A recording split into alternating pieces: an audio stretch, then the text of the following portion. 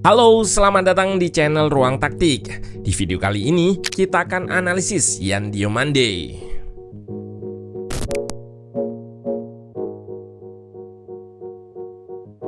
Real Madrid telah mendapatkan tanda tangan Yan Diomande, pemuda asal Pantai Gading dengan bandrol transfer 140 juta euro.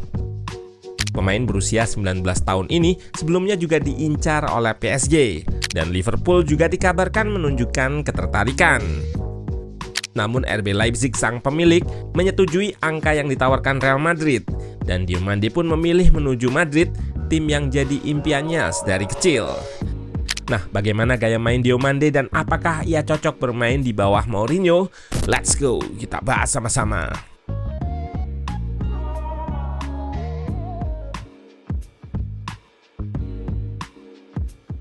Yan Diomande punya keunggulan kedua kakinya yang relatif sama kuat meski dominan kaki kanan.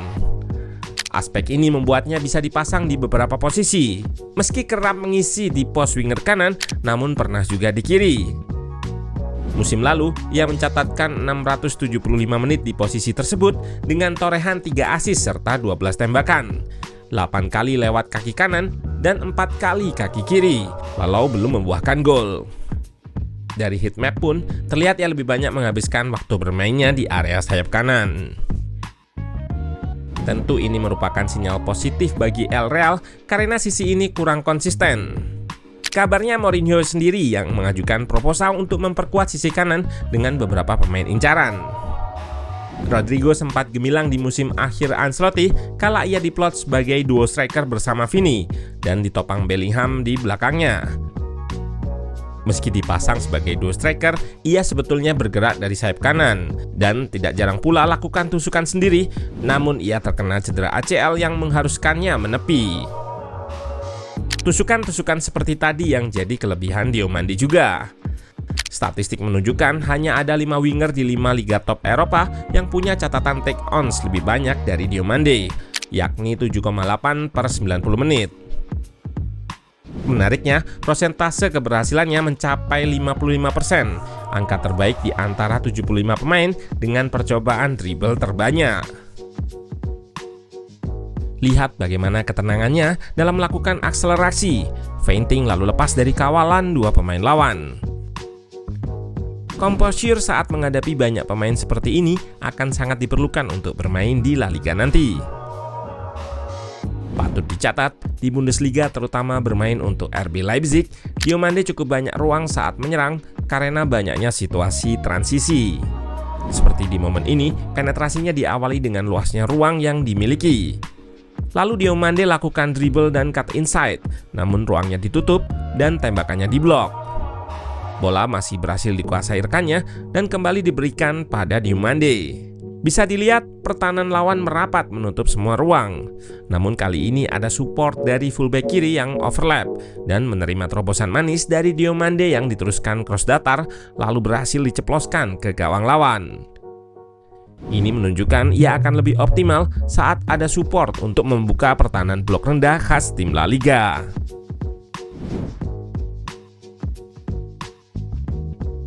Jika dibandingkan Vinicius Junior, Diomande lebih banyak diplot untuk menjaga area kelebaran, merenggangkan pertahanan lawan.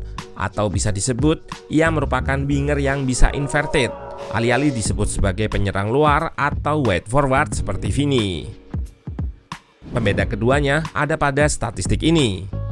Terlihat bahwa warna orange yaitu Diomande lebih unggul di aspek-aspek yang melibatkan operan seperti key pass, assist, serta crossing. Hal ini menguatkan Diomande punya tugas juga memberikan layanan kepada rekannya. Ia punya kecepatan yang digunakan untuk inisiasi dribble, lalu lakukan feinting, juga step over guna mengelabui lawan. Dan di sini kirimkan cross, menunjukkan ia bisa jadi partner bermain Vini ataupun Mbappe. Dalam melakukan aksi, Diomande bukanlah pemain yang greedy atau terlalu individu. Ia tidak memaksakan dribble jika memang tertutup. Alasan mengapa dribble suksesnya tinggi karena ia tahu kapan dribble dan kapan mengoper. Ia juga cakap dalam mempertahankan bola sehingga possession terjaga. Pemain asal Pantai Gading ini tidak selalu bergerak sendiri. Saat ada support di situasi 2 versus 1 dengan rekannya, ia tentu pilih mengoper akurat yang bisa diteruskan jadi peluang berbahaya lewat cross. Perlu dicatat, apakah Mourinho nanti menggunakan taktik double kelebaran seperti ini? Karena Diomande bisa bermain kombinasi. Pemain baru Denzel Dumfries bisa lebih optimal saat Madrid butuh lebih banyak pemain untuk menyerang. Jika dipasang di sayap kiri, Carreras yang lebih punya insting overlapping akan lebih bisa lakukan penetrasi lewat operan kombinasi seperti ini. Diomande juga kerap kerasukan peluang bagi rekannya. Ini yang membuat catatan asisnya cukup tinggi. Hal inilah mengapa ia lebih banyak disebut inverted winger yang kerap start di lebar lapangan lalu menusuk daripada wide forward yang bergerak di half space. Lihat bagaimana ia start melebar, lalu kontrol bola yang lengket, kemudian lakukan cut inside.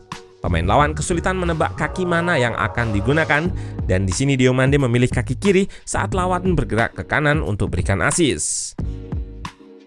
Cut inside adalah ciri khas inverted winger. Karena kaki kirinya yang terlatih, Diomande bisa lakukan cut inside menggunakan kaki ini dan melakukan shoot dengan kaki yang sama.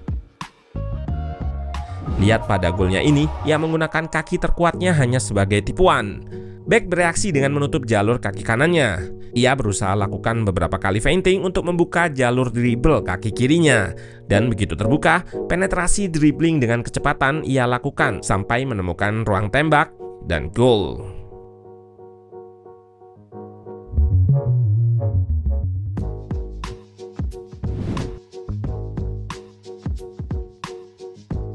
Dengan bertandem bersama Vinicius serta Mbappe, Diomande harus bermain lebih ke dalam saat tanpa bola karena dua pemain tersebut menempati lini depan. Di RB Leipzig, Diomande lah yang kerap dijadikan pressure terdepan. Meski tidak terlalu agresif, ia cukup aktif terlibat kala lakukan press. Dan di sini, ketika mendapat bola, ketenangannya dalam dribble dipakai untuk menunggu rekannya naik, berikan operan. Diomande pun terlihat bukan pemain yang malas untuk track back sehingga menjaga intensitas. Di sini ia lakukan recovery dengan kecepatan tinggi meski akhirnya pelanggaran. Pada momen lain, dengan reaksi dan kecepatannya, ia mengambil bola muntah dan mencoba langsung penetrasi namun gagal. Pun begitu, Diomande tetap bertanggung jawab dengan mengejar bola dan menghentikan serangan lawan. So, untuk bermain lebih ke dalam jika Mbappe dan Vini di depan akan tidak jadi masalah bagi Diomande karena ia juga pernah menjalankan role yang sama. Diomande juga bisa mengisi kekurangan aspek bertahan di sayap lewat fisikalnya yang cukup matang untuk berduel dengan lawan. Kecocokan Diomande bagi Mourinho tak hanya sebatas kontribusi ofensifnya saja. Ia bakal jadi solusi bagi problem struktural El Real di skema 4-3-3. Terutama soal imbalance pertahanan akibat minimnya track back dari para penyerang sayap seperti Mbappe. Pasalnya tim asuhan Mourinho selalu menurut work rate tinggi dari winger saat fase bertahan. Dan atribut fisik, intensitas, serta tanggung jawab Diomande dalam membantu pertahanan membuatnya jadi kepingan yang pas untuk skema ini.